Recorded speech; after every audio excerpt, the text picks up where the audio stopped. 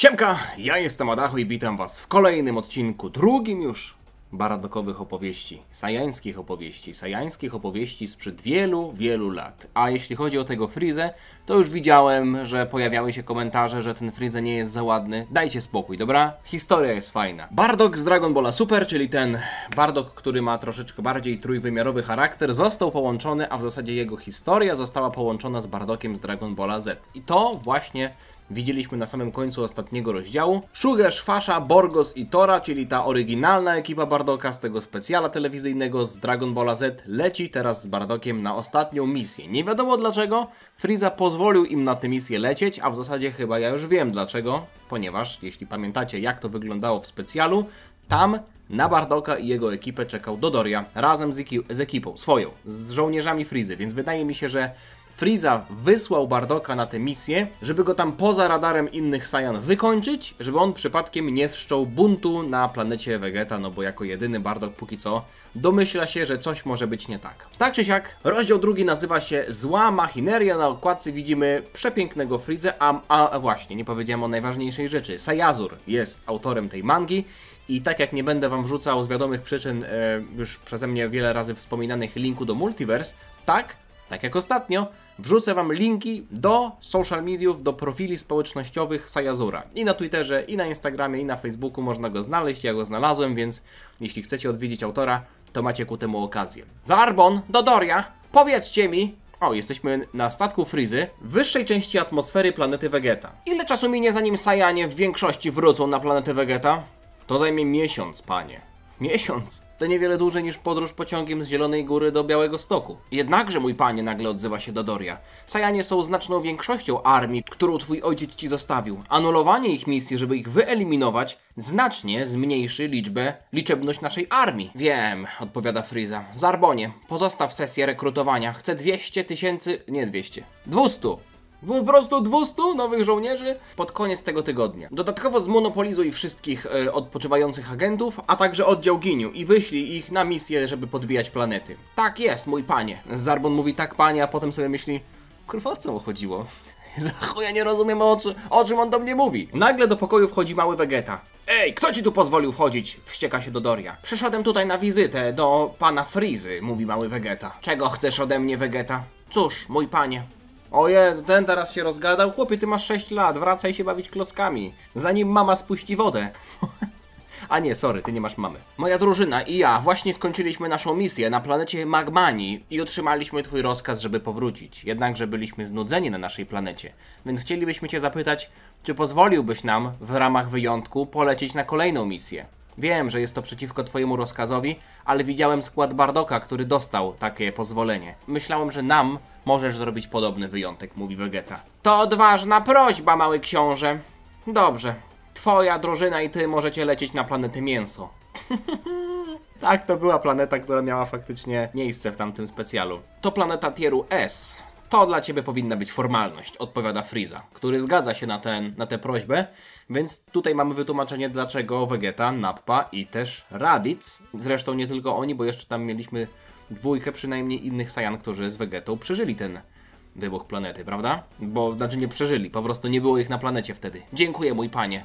O, jest i nasz mały książę, mówi Nappa, który ma jeszcze włosy. Co, Vegeta? Co ci powiedział? No i mamy właśnie z tych Saiyan, którzy byli w Dragon Ball Super Broly w tej retrospekcji, kiedy Vegeta i Raditz i Nappa przeżywali. Zbierajcie się, opuszczamy planetę za godzinę. Nie wysyłajcie nikogo, żeby wyeliminować jego drużynę, nagle mówi Freeza, który tutaj zdradza swoje plany i w sumie potwierdza to, o czym myślałem, że Bardock został wysłany, w sensie dostał pozwolenie, bo i tak zostanie wyeliminowany na tej planecie. Kanassa bodajże, na tę planetę poleciał Bardock, jak tam w Dragon Ballu Z został wyeliminowany. W zasadzie cała jego drużyna została wyeliminowana. Tak czy siak, Freeza tutaj kontynuuje, mówiąc, że ma jeszcze zamiar zostawić tę małą drużynkę właśnie Vegety, taki mały skład, tylko ten jeden mały skład pod swoim panowaniem. Swoją drogą, co mamy zrobić z Saiyanami, którzy są zbyt daleko, żeby powrócić na czas? Tak samo jak ci, do których nie dotarł rozkaz powrotu. Możecie ich wyeliminować dyskretnie. Są i tak bezużyteczni, a w tych drużynach są kobiety. Nie chcę, żeby się reprodukowali. Ponadto, mówi Dodoria, która wedle niektórych jest kobietą, swoim ponętnym kobiecym głosem Dodoria mówi. Ponadto, Tak jak Vegeta powiedział. Bardock poleciał na misję na planetę Kanassa. Nie wygląda pan chyba, jakby chciał ich zostawić przy życiu. Poza tym w ich składzie faktycznie jest kobieta. Chciałem poprosić pana o przyjemność wyeliminowania i ośmieszenia tego składu. Gratuluję twojej dedukcji, mój drogi Dodorio. Możesz lecieć wykonać to zadanie, a za miesiąc zobaczymy się, żeby wyeliminować resztę populacji na planecie Vegeta, żeby ją sprzedać. O! Czekajcie, czy ja to dobrze rozumiem? Frieza tutaj sugeruje, że wyślemy naszych ludzi, żeby zdziesiątkować populację planety Vegeta, żeby móc ją sprzedać. Czyli Frieza nie ma zamiaru niszczyć tutaj planety Vegeta. Może dopiero potem dojdzie do takiego wniosku, że nie ma innej opcji. Tak czy siak, Bardock, a w zasadzie jego drużyna cała na Kanassie pojawi się za 9 dni. No i jesteśmy na planecie Kanassa za 9 dni. Ej, wstajemy! Czas by lądować, mówi Tora. Kanassanie już wiedzą, co się święci. Widzimy jakiegoś bardzo grubego banana. To wygląda jak banan, jak but w kształcie banana. To nie jest banan. No to nie wygląda jak banan. Jak to wygląda? Co to w ogóle jest? Jakiś obwarzanek? Najeźdźcy, mówi jeden z Kanassan. Sajanie zmieniają się w Ozaru, Kanassanie próbują się bronić, ale nie mają absolutnie żadnych szans. W jedną noc grupa Saiyan wytarła po prostu o ziemię całą populację Kanassan. Czyli zostało ich tylko kilku i podejrzewam, że tutaj będziemy mieli podobną sytuację jak to, co było z Bardockiem, który miał... Chociaż czy zobaczymy na pewno to? Bardocka, który przewiduje przyszłość? Proszę! Tora, zajmij się tym dziadkiem żółwiem, dobra? Mówi Bardock, odnosząc się do tego biednego Kanassanina, o ile jest takie słowo, o ile tak to powinienem powiedzieć, kończąc jednocześnie jego żywot. Dobra, to był ostatni, a niech to. Ale oni mieli brzydkie twarze, mówi Tora. A propos brzydkich twarzy, gdzie twój skauter się podział, Borgos? Zgubiłem go w ferworze walki. Przełożeni znowu będą na mnie krzyczeć. Borgos tu wygląda jak taki łagodny olbrzym. Przełożeni będą na mnie krzyczeć, o nie. O, i na skale pojawia się Dodoria. Nie martwcie się, nie będziemy wam tego wypominać. Zresztą w zaświatach i tak nie będziecie go potrzebować. Dodoria? Co? Coś ty powiedział? Mówi Janusz, który, no niestety chyba został za Dodorię obrany jako pierwszy cel. O nie. No i co? No i teraz już nie będę mógł udawać jego śmiesznego głosu? Janusz! Wykrzykuje Borgos, łagodny olbrzym, który już swojego skautera nie ma. Ale wygląda na to, że Borgos... Nie! Jeszcze nie! Jeszcze dajmy mu ze dwie strony. Co się z nim dzieje? Dodoria zniknął i pojawia się za Borgosem. Widzimy tylko jego kształt. No i Dodoria wielkim krzykiem bezlitośnie atakuje. Wydaje mi się, że Borgosa trudno tutaj do końca stwierdzić, czy jest to kontur. Tak czy siak, Bardock wkracza do akcji i jest w stanie powstrzymać przynajmniej tymczasowo Dodorię, trafia go w twarz i zostawia na jego twarzy ślad i chyba to jest moment w historii, w którym ta manga chyba trochę obiera swój własny tor. Zobaczcie, Bardock razem z Faszą przygotowują ataki i atakują... Nie mówcie mi, że pokonają tutaj Dodorię. Nie mówcie mi, że Bardock i Fasza pokonają Dodorię. No te rysunki tutaj... Ojeju, to jest dobry rysunek, to mi się podoba. Ale chyba mamy tutaj wybuch, który... Nie jest pokonany. Czemu nas atakujesz?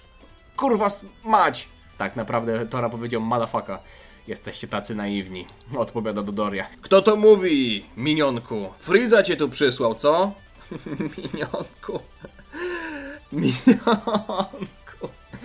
No chodzi o to, że Dodoria jest takim przydupasem Frizy. Frieza cię tu wysłał, co? Co?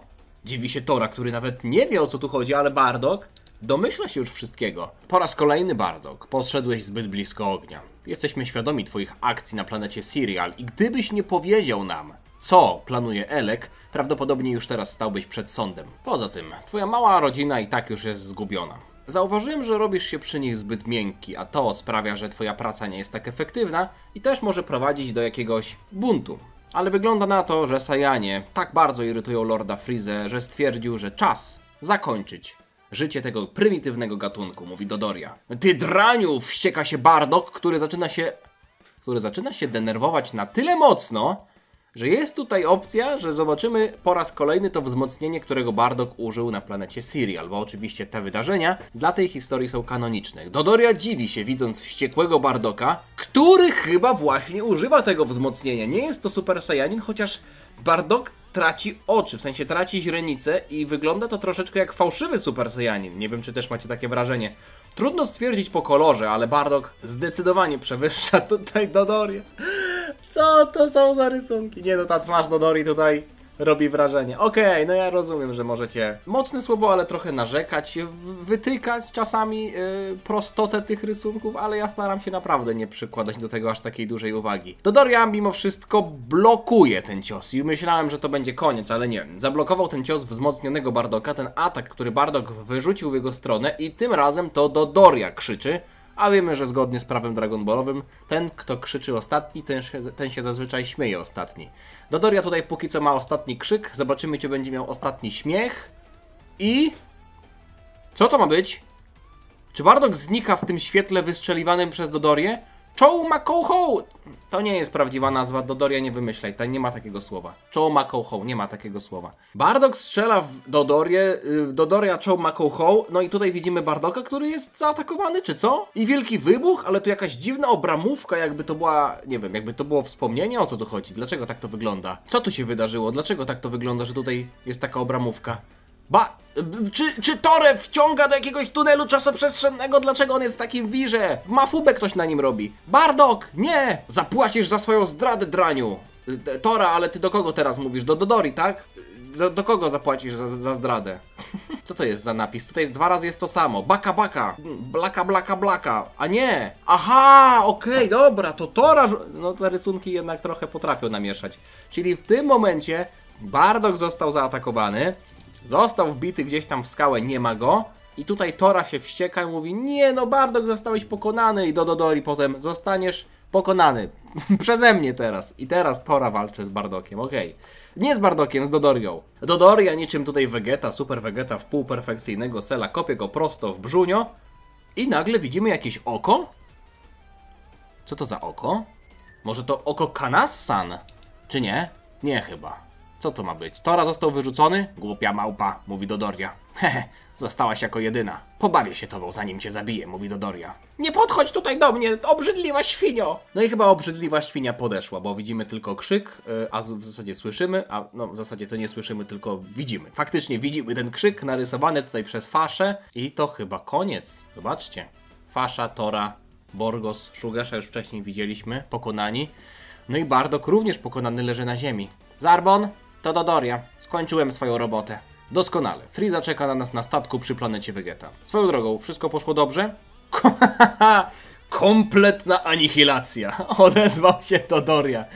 Wygląda to faktycznie na kompletną anihilację. Ojeju. Rozdział 2 się kończy, a my tradycyjnie zobaczymy sobie tutaj mały spoiler. Na rozdziale 3 mamy Goku. I to w niebieskim gi, który miał na końcu Dragon Balla Z. Koniec rządów, koniec władzy, koniec rządzenia.